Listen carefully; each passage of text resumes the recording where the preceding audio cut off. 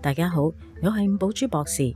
寫前準備繪本遊戲書系列係我2026年專為 N 班至 K1 小朋友寫前訓練而設嘅寫前訓練活動。寫前準備繪本遊戲書系列一共有4本，分別係噴噴象、皮皮豬、卡卡貓同毛毛狗。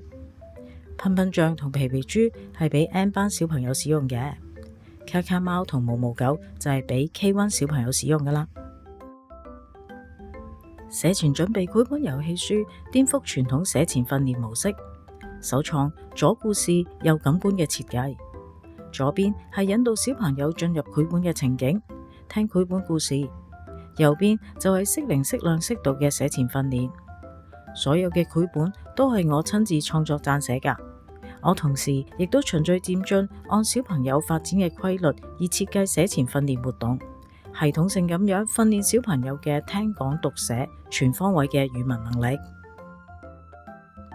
以噴噴象為例啊，左邊講故事之後，會先訓練 N 班小朋友嘅手掌力，請小朋友用手掌壓印大象嘅耳朵，其實就係訓練小朋友手掌由上而下用力嘅力量。然後就係訓練手掌向外推顏色嘅動作，訓練佢哋手腕嘅橫向靈活度。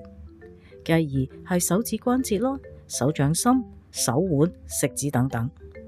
你會見到小朋友喺玩嘅過程，不知不覺就完成咗重要嘅寫前肌肉訓練啦。而為咗確保教學質素，我亦特別編寫咗專業嘅教師指引，